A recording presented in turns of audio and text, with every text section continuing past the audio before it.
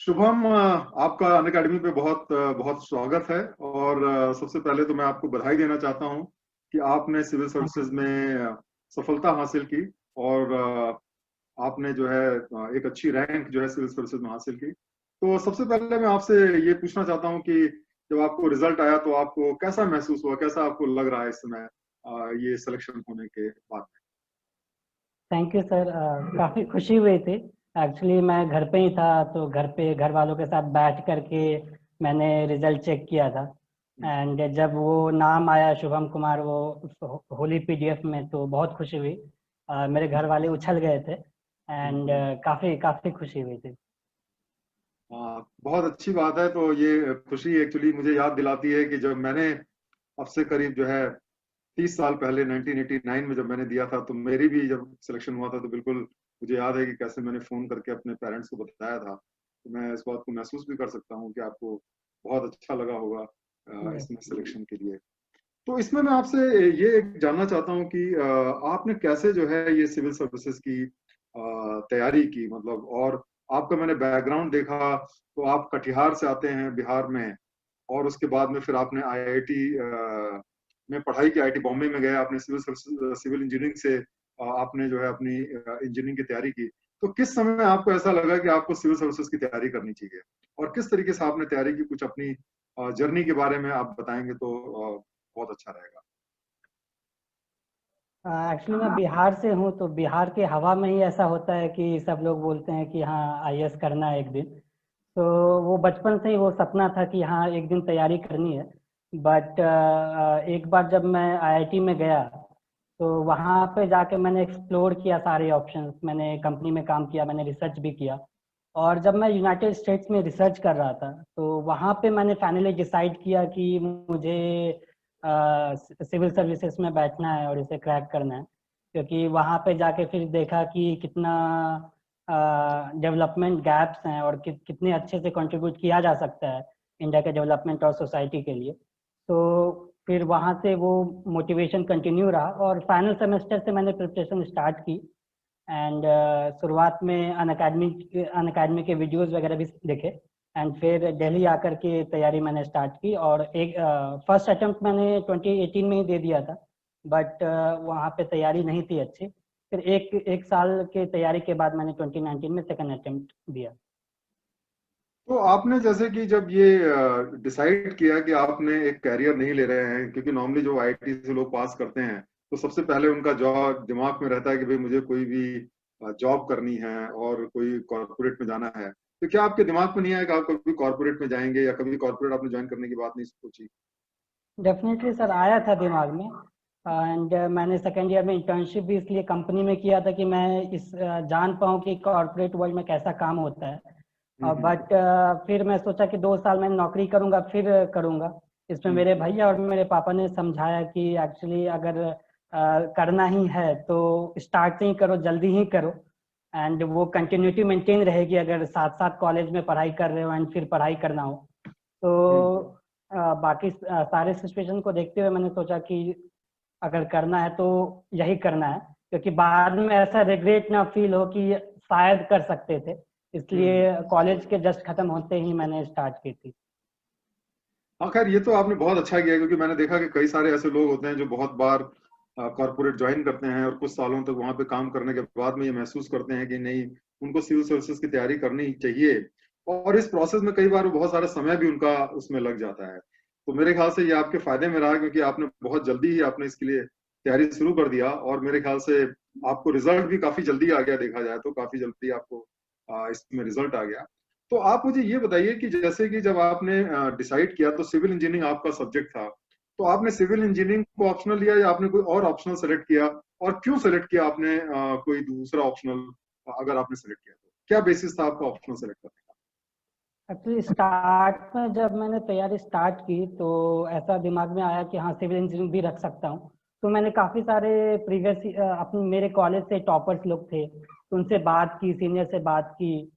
और सारे ऑप्शनल को मैंने देखा कि क्या मतलब मेरे लिए अच्छा रहेगा। तो ऐसा सुना था कि हाँ थोड़ा इंजीनियरिंग ऑप्शनल थोड़ा टफ होता है। तो अपना स्ट्रेंथ को देखना बहुत ज़रूरी है। तो मैंने देखा कि हाँ मैंने परफॉर्म किया, बट सिविल सर्विसेज में थोड़ा टफ होगा। तो उसके बाद मैंने एनालाइज किया कि हाँ क्या लेना है, कितने प्रीवियस ईयर के रिजल्ट देखे, कितने टाइम, क्योंकि टाइम बहुत बड़ा फैक्टर होता है इसमें, तो कितने आवर्स लगेंगे या कितने मंथ्स लगेंगे उसको कंप्लीट करने में। फिर ये कंक्लूजन पे आया कि एंथ्रोपोलॉजी में, बायो में इंटरेस्ट था, बचपन से भी बायो में इंटरेस्ट था, तो फिर सोचा कि एंथ्रोपोलॉजी लेना सही रहेगा। तो आपको मतलब इसकी प्रेरणा कहाँ से मिली एंथ्रोपोलॉजी लेने की? किसी ने आपको बताया या किस बेसिस पे आपने सेलेक्ट किया इसको? मैंने एक वीडियो देखा था रोमन सैनी सर का अन अकेडमी पे कि how to select your optional.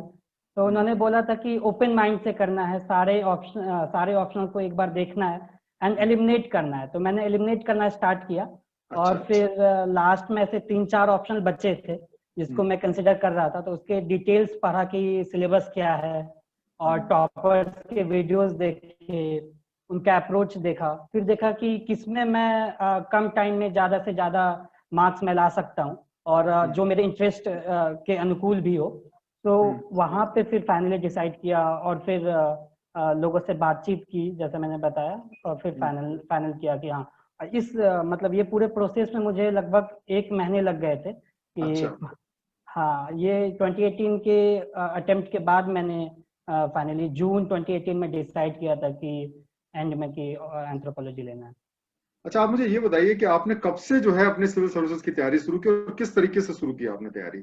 मतलब कितने समय से पहले से आपने शुरू किया, और शुरू में पहले आपने क्या किया, फिर बाद में क्या किया?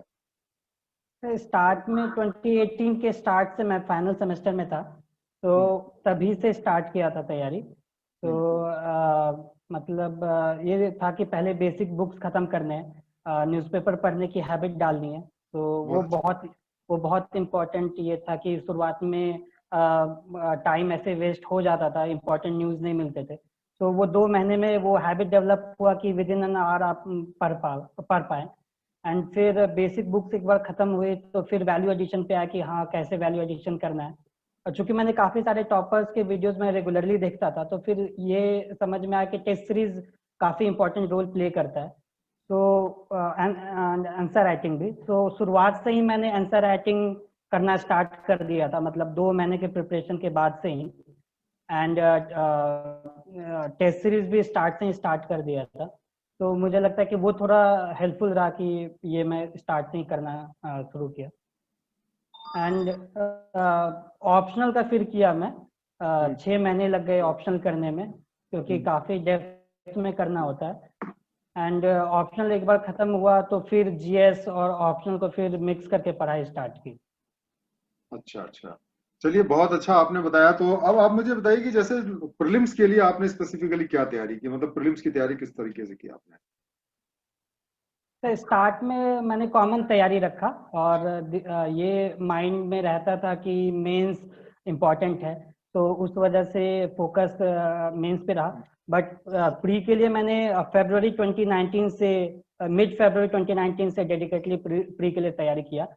तो वहाँ पे फोकस हुआ कि फर्स्ट मैं सारे रिवीजन स्ट्रैटेजी बनाया कि 3 फेज में रिवीजन करना है। एंड फिर बेसिक बुक्स के रिवीजन किया। फिर जो मुझे लगता है कि जो मुझे अलग किया प्री में, क्योंकि मेरी तैयारी उतनी अच्छी नहीं थी स्टार्ट में, तो मैंने ये किया कि मैंने एक शेड्यूल बना लिया टेस्ट देने का।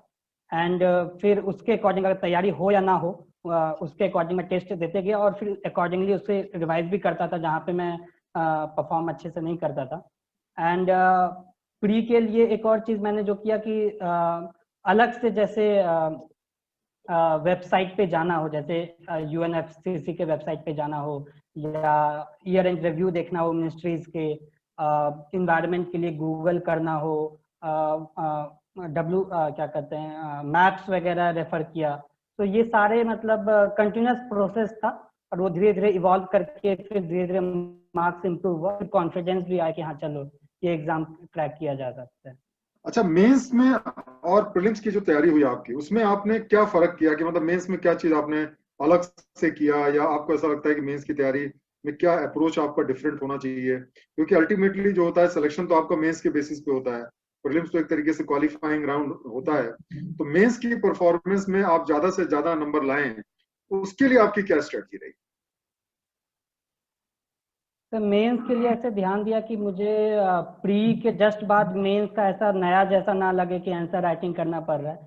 तो दिसंबर और जनवरी में मैंने ऑप्शनल के टेस्ट सीरीज लिखे, और जीएस के भी 3-4 से टेस्ट सीरीज लिख के देखा क्योंकि मेरे पास टाइम कम था।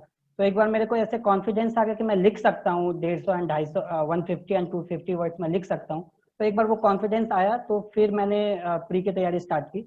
और जैसे ही प्री खत्म हुआ मैंने ब्रेक नहीं लिया, एक भी दिन का ब्रेक नहीं लिया, क्योंकि कॉन्फिडेंट था कि मैं क्लियर कर जाऊंगा। तो 3 जून से ही मैंने तैयारी स्टार्ट की, एंड एक शेड्यूल बनाया जैसे मैंने बताया। एंड मेंस में ये इम्पोर्टेंट है कि आपके पास पॉइंट्स हों आंसर में लिखने के लिए। तो मैंने ऐसे शॉर्ट नोट्स बनाने स्टार्ट किए हर एक पेपर के लिए। एंड जैसे वैल्यू एडिशन फिर इम्पोर्टेंट होता है, तो कमिटीज के ऐसे 4 पेज में लिख लिया, जजमेंट्स के लिख लिया, फैक्ट्स एंड फिगर्स लिख लिए, ग्राफ्स वगैरह उठा लिए। तो ऐसे करके और जो रिपोर्ट्स हैं नीति आयोग के या इकोनॉमिक सर्वे के, तो वो सब करके एक क्रिस्प नोट्स बनाते गया। मतलब वो एक दिन में नहीं होता है, वो धीरे धीरे करके जो 3 महीने का ड्यूरेशन होता है उसमें वो मेरे पॉइंट्स ऐड होते चले गए। तो फिर वो एंड में वो रिवीजन के लिए भी हेल्पफुल होता है, एंड आंसर को दूसरों से अलग और बेहतर भी बनाता है। तो ये एक अलग, मतलब मैं कहूँगा कि ये रहा मेंस के लिए। अच्छा, चलिए, तो एक चीज मुझे आप ये बताइए कि आप कितने घंटे पढ़ा करते थे? आप बताइए कि जब आपने पढ़ाई की तो कितने घंटे करीब आपको लगता है कि पढ़ना चाहिए, और कुछ अपने शेड्यूल के बारे में बताएंगे कि जैसे सुबह से शाम तक जो है वो आप किस तरीके का शेड्यूल फॉलो करते थे? तो एक कॉमन शेड्यूल नहीं रहा मेरे ये 2 साल के प्रिपरेशन में। स्टार्ट में मैं काफ़ी, मतलब ऐसा था कि आवर्स पुराने हैं, तो 12 आवर्स भी मुझे कम लगते थे स्टार्ट में। अच्छा। हाँ, बहुत। एक महीने तक ऐसे किया कि फिर हेल्थ डिटोरेट होने लगा फिर मेरा। तो फिर ये हम्म। ध्यान आया कि नहीं, मतलब जितना बॉडी अलाउ करता है उतना पढ़ना पड़ेगा। तो फिर मैंने क्या किया कि टॉपिक वाइज फिर थोड़े ये बना लिया कि इसको अचीव करना है इस मंथ में, एंड फिर वैसे पढ़ना स्टार्ट किया। बट प्री से 2 महीने पहले से काफ़ी, मतलब काफ़ी ज़्यादा पढ़ना पड़ रहा था। And hmm. मेंस में भी फिर ऐसा होता था कि 7 AM मैंने लाइब्रेरी ज्वाइन करके रखा था। तो 7 बजे के अराउंड मैं लाइब्रेरी पहुंचता था, फिर रात के 10 बजे वापस आता था। खाना हम्म। वगैरह भी वहीं खाता था, क्योंकि अच्छा। मुझे पता था कि चूंकि चूंकि यस सर, क्योंकि मुझे पता था कि मुझे ज़्यादा एफर्ट डालना है, क्योंकि मेरे प्रिपरेशन इतनी अच्छी नहीं थे। तो मैंने फिर मेंस प्री के जस्ट बाद से फिर एकदम स्ट्रिक्ट डेडलाइन किया। और इसमें मैं बताना चाहूँगा कि मेरा रूम पार्टनर जो था, हम्म। हम दोनों ने एक दूसरे को कॉम्प्लीमेंट किया। एंड अच्छा। उसका भी लिस्ट में नाम है 404 रैंक, कुमार निशान। तो हम्म। हम लोगों ने मिलके फिर कॉमन ऐसा कुछ टाइमलाइन बनाया कि हाँ इतने बजे से इतने बजे पढ़ना है, और हम्म। फिर एक दूसरे को कॉम्प्लीमेंट करते हुए तैयारी की। हाँ, ये तो मैंने देखा, ये बहुत ज्यादा फायदेमंद रहता है अगर हम लोग एक ग्रुप में तैयारी करें और एक दूसरे का हौसला बढ़ाते रहें। क्योंकि कई बार क्या होता है कि जो है हौसला कई बार डाउन होने लगता है, और अगर दोस्त अच्छे हों और सब एक दूसरे का हौसला बढ़ाएं तो नेचुरली आपका एक मोटिवेशन बना रहता है। तो ये बहुत अच्छा आपने टिप यस। बताई। और मेरे ख्याल से जितने भी हमारे जो स्टूडेंट्स हैं उनको ये ध्यान रखना चाहिए कि अगर वो एक छोटा सा ग्रुप बनाए तो वो डेफिनेटली ज्यादा अच्छे तरीके से तैयारी कर सकते हैं। अच्छा। आई थिंक ये काफ़ी हेल्पफुल हम्म। रहा। प्री के लिए भी मैंने ग्रुप बनाया था, बहुत एंड अच्छा। प्री के बाद भी मैंने ग्रुप बनाया। हाँ। तो उससे मुझे लगा कि काफ़ी, मतलब कम टाइम में चीज़ें हो जाती है, बट ग्रुप अच्छा होना चाहिए, वो काफ़ी ज़रूरी है। अच्छा, एक चीज मैं आपसे पूछना चाहता हूँ कि आजकल ऑनलाइन का जमाना है और हम देखते हैं जैसे बहुत सारे टेलीग्राम ग्रुप्स हैं, बहुत सारे वीडियोस हैं, बहुत सारे वेबसाइट्स हैं जहाँ पे बहुत सारा फ्री मटेरियल लोगों को प्रोवाइड करते रहते हैं। अब बहुत सारे जो सिविल सर्वेंट एस्पिरेंट्स हैं वो साहब डाउनलोड करते रहते हैं। और तो आपको मतलब कई बार क्या होता है कि बहुत ज्यादा आपने डाउनलोड कर लिया मटेरियल और बहुत ज्यादा मटेरियल आ गया और आपके पास पढ़ने के लिए समय नहीं है। साथ साथ में कई बार क्या होता है आपके पास मटेरियल की कमी होती है और आप कम मटेरियल की वजह से अच्छी तैयारी नहीं कर पाते। तो किस तरीके से बैलेंस हमें जो है इसमें अचीव करना चाहिए कि हम मतलब जो है ऑप्टिमम रिजल्ट जो है पा पाए? जी सर, एक्चुअली मेरा अप्रोच तो था, मतलब मिनिमलिस्ट अप्रोच था कि अच्छा। कम, मतलब सोर्सेज लिमिट करने हैं, क्योंकि पढ़ने के लिए मार्केट में काफ़ी सारे बुक्स एंड पीडीएफ आपको मिल जाएंगे। तो एक स्ट्रैटेजी बनाया, फिक्स स्ट्रैटेजी नहीं था, मैंने अपडेट भी किया उस स्ट्रैटेजी को, एंड ऑनलाइन एंड ऑफलाइन दोनों सोर्सेज पे रिलाई किया। बट मुझे जब ये लगता था कि ये टॉपिक, मैं टॉपिक देखता था जो यूपीएससी का सिलेबस है, एंड उसमें देखता था कि मेरे 5 पॉइंट्स हैं कि नहीं, या उसमें कुछ वैल्यू एडिशन वाला चीज़ है कि नहीं। तो जिसमें कमी होता था उस चीज़ को मैं गूगल करता था या उसके बारे में खोजता था, एंड उसको फिर मैं पूरा करता था। ऐसा नहीं कि पूरा बुक्स पढ़ रहे हैं, मैंने एक भी किताब ऐसे 100% नहीं पढ़ी।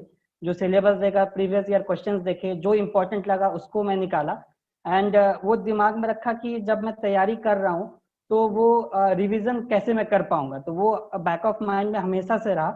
तो उस वजह से मैंने मतलब कम से कम एंड मैक्सिमम रिजल्ट के ध्यान दिया कि आंसर में कितना मैं रिप्रोड्यूस कर पाऊँ, तो उस पर ध्यान ज्यादा था। हाँ, मतलब कहने का मतलब ये है कि हमें हर चीज जो है वो बराबर बराबर वेटेज नहीं देनी चाहिए, कोशिश ये नहीं करनी चाहिए कि quantity is equal to quality. ऐसा नहीं है, क्वालिटी पे फोकस ज्यादा होना चाहिए और क्वांटिटी हमें यस बैलेंस करके रखनी चाहिए। क्योंकि ज्यादा कई बार बहुत सारे सिविल सर्विसेज के जो एस्पिरेंट्स होते हैं वो इतना ज्यादा पढ़ने की कोशिश करते हैं कि उसके चक्कर में फिर क्या होता है, वो पूरा ही नहीं कर पाते सिलेबस। तो मेरे ख्याल से बहुत अच्छी स्ट्रेटजी आपकी रही। और आप मुझे ये बताइए कि इंटरव्यू के लिए आपने स्पेसिफिकली क्या तैयारी की? सर, इंटरव्यू का तैयारी काफ़ी डायनेमिक रहा मेरा, एंड डायनेमिक होना भी चाहिए क्योंकि क्वेश्चंस ही वैसे होते हैं। तो मैंने फोकस किया कि चूंकि मेरा फर्स्ट इंटरव्यू था, तो मैंने फोकस किया कि पहले मैं बेसिक जो मेरा बैकग्राउंड है उस पर अच्छे से कमांड हो जाए। तो इसमें एक चीज़ मैं बताना चाहूँगा कि मैंने इंटरव्यू के नोट्स जो हैं, नोट्स बनाना काफ़ी ज़रूरी है इंटरव्यू के लिए भी। ऐसे अच्छा। लोग काफ़ी नहीं समझते, नहीं, कुछ लोग नहीं बनाते, बट मेरे ख्याल से नोट्स बनाना चाहिए। तो मैंने एवर नोट पे ऑनलाइन नोट्स बनाना स्टार्ट किया, एंड जो बैकग्राउंड है, जो भी मतलब जहाँ से बचपन से लेकर के कहीं पे मैं गया, या जो भी कॉलेज स्कूल गए, जो भी प्लेसेस गए, उस पर बनाने स्टार्ट किए। तो इंटरव्यू का जो ड्यूरेशन था, मैंने मेंस रिजल्ट डिले हो गया था इस बार, तो मैंने स्टार्ट मतलब जनवरी स्टार्ट में कर दिया था, रिजल्ट आने से पहले ही। क्योंकि मैंने सीनियर से बात की थी अपने कॉलेज से जो ऑलरेडी सर्विसेज में हैं, उन्होंने बताया कि 2.5 महीने 2 महीने मिनिमम लगेंगे तैयारी के। तो उस वजह से मैंने बैकग्राउंड पे पूरा रिसर्च किया। और दूसरा कि मैंने मॉक इंटरव्यूज काफ़ी जगह दिया, अच्छा। अराउंड 10 मॉक्स मैंने दिया है। तो अच्छा। फिर वहां से जो फीडबैक मिला और जो मुझे सही लगा, और एक क्लोज ग्रुप था 3 लोगों का, और फॉर्चुनेटली तीनों लोग सेलेक्ट हो गए। तो अरे वाह, एक बहुत बढ़िया। हाँ, चलिए, बहुत एक बढ़िया बात है। हाँ। Thank you sir. एक एक कॉमन एक ग्रुप बना। तो उसमें से एक पहले से सेलेक्टेड सीनियर थे, तो उनसे काफ़ी फीडबैक और हेल्प मिला। और फिर एक दूसरे का हम लोग इंटरव्यू ऐसे क्वेश्चंस पूछते भी थे और गाइड भी करते थे कि कैसे बोलना है। क्योंकि मतलब इंटरव्यू में ये इम्पोर्टेंट हो जाता है मेरे ख्याल से कि आप प्रेजेंट कैसे कर रहे हैं, अपने थॉट को कैसे स्ट्रक्चर्ड वे में बोल पा रहे हैं। तो वो तैयारी की, वो ग्रुप बनाया, और 50% फोकस रहा कि अपने बैकग्राउंड पे करूं, और 50% रहा कि जो करंट वाला इवेंट्स हैं, तो वो कॉमन एक एवरनोट पे फाइल बनाया, और मैं ऐड करता था, मेरा फ्रेंड ऐड करता था, ताकि वो ओके। टाइम बच पाए। और फिर तो एक दूसरे कोलाबोरेशन आपने किया, इसका मतलब कोलाबोरेशन से आपने तैयारी की। बहुत बढ़िया, यस बहुत बढ़िया। ये सारी चीजें स्टूडेंट्स को मेरे ख्याल से काफी फायदा करेंगे। जो आपने जो टिप्स बताए, मैं समझता हूँ कि अगर उसको इस्तेमाल करेंगे लोग तो डेफिनेटली उसका उनको फायदा मिलेगा। कोलाबोरेशन बड़ी इंपॉर्टेंट चीज होती है। आपने बहुत अच्छी बात बताई। तो सभी लोग, आप बता रहे हैं कि आपके जो ग्रुप में लोग थे सब लोगों का सिलेक्शन हो गया, तो ये बहुत ही मतलब बताता है कोलाबोरेशन की पावर को। तो चलिए, ये बहुत अच्छी यस। चीज है। एक चीज मुझे आप ये बताइए कि जो आपकी जो सफलता है उसके पीछे आप किसको श्रेय देना चाहेंगे? कौन लोग उसके लिए रिस्पॉन्सिबल हैं? किसको आप क्रेडिट देना चाहेंगे? तो सबसे पहले तो मेरे परिवार में सारे लोग, मेरा एक्चुअली जॉइंट फैमिली है, पापा मम्मी चाचा चाची दीदी सारे लोग हैं। तो उनका काफ़ी एक कंसंट्रेटेड एफर्ट रहा कि मैं अच्छे से तैयारी कर पाऊँ, घर का कोई प्रॉब्लम हो या कुछ भी हो, वो मुझ तक नहीं आए। उन लोग का पहला ये था कि ये तैयारी अच्छे से कर पाए, किसी चीज़ की कमी ना हो। तो ये फैमिली एज अ होल मैं श्रेय देना चाहूँगा। एंड दूसरा कि जो मेरे फ्रेंड्स थे, उनके वजह से मुझे लगा कि मैं तैयारी कम टाइम में अच्छे से कर पाया। एंड तो आप कुछ फ्रेंड्स के नाम बताना चाहेंगे जिन लोगों ने मिल करके आपको, जिसका आपको लगता है कि उनको भी क्रेडिट मिलना चाहिए, कुछ फ्रेंड्स जो हैं? हाँ, जैसे मैंने बताया, कुमार निशांत विवेक है, उन्होंने 404th रैंक लाया है। एंड मेरे एक सीनियर हैं, कुमार सौम्य, उन्होंने 696 रैंक लाया है। इसके हाँ। अलावा भी मेरे काफ़ी सारे फ्रेंड्स हैं, मतलब आईआईटी बॉम्बे के कॉलेज के मेनली, तो उनके साथ भी तैयारी मतलब जारी रहती थी। हम्म। आदित्य है, सूर्या है, निकिता है, तो इन लोगों के साथ मैंने मिलके तैयारी की।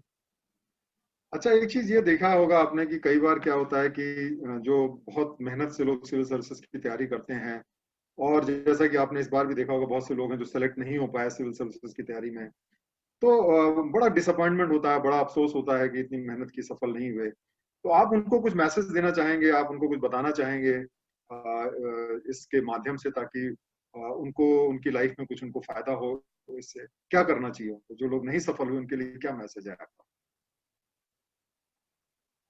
सर, रिजल्ट आने के एक दिन पहले तक मुझे भी नहीं लग रहा था कि मैं सेलेक्ट हो पाऊंगा। तो इतना टफ एग्जाम हो जाता है, ये अनप्रेडिक्टेबल भी है। तो इसमें कि कोई कह नहीं सकता कि कितना रैंक आएगा, हो पाएगा कि नहीं हो पाएगा। तो तैयारी जो है वो कंटिन्यूस होना चाहिए, वो जारी रखनी चाहिए। एंड अगर आप मेहनत और लगन से एंड एक प्रॉपर स्ट्रैटेजी से अगर आगे बढ़ते हैं, तो डेफिनेटली सक्सेस कभी ना कभी आएगी। इसलिए मतलब हताश नहीं होना है। कॉन्फिडेंस काफ़ी इम्पोर्टेंट रोल प्ले करता है, मुझे लगता है। एंड ये वर्क किया मेरे लिए। तो सबको अपनी मेहनत से, अपने कॉन्फिडेंस से तैयारी करते रहना चाहिए। एंड टॉपर्स में भी मैंने देखा कि कैसे लोग 3 अटेम्प्ट 4 अटेम्प्ट के बाद फाइनल सिलेक्शन होता है। तो इस वजह से मतलब सबको तैयारी जारी रखनी चाहिए। हाँ, कई बार ऐसा देखा गया है कि लोग जो हैं वो 2-3 साल तक प्रीलिम्स भी नहीं क्वालिफाई कर पाते, और उसके बाद सडनली वो टॉप रैंक पे आ जाते हैं टॉपर्स में।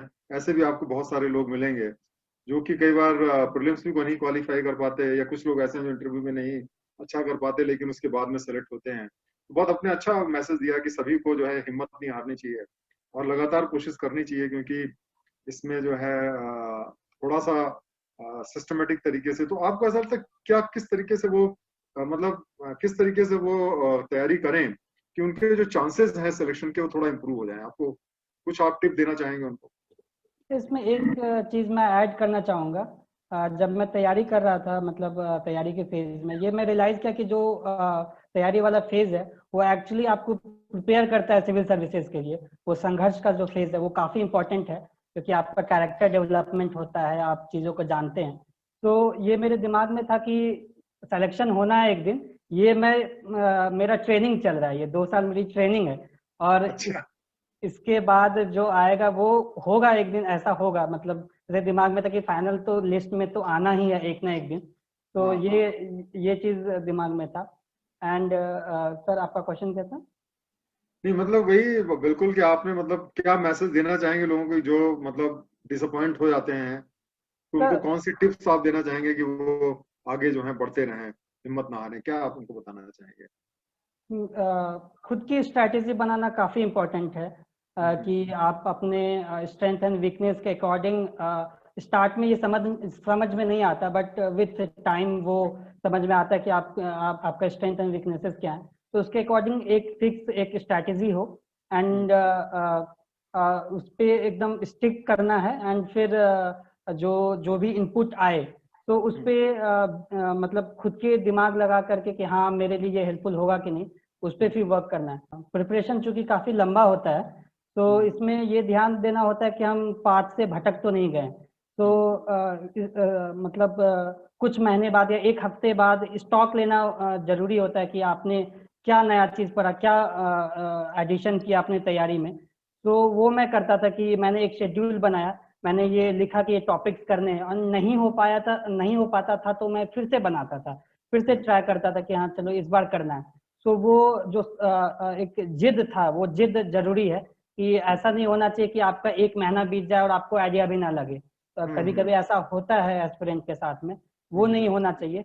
आप कंटिन्यूस प्रोसेस रखेंगे तो सक्सेस आपके जरूर आपको प्राप्त होगी।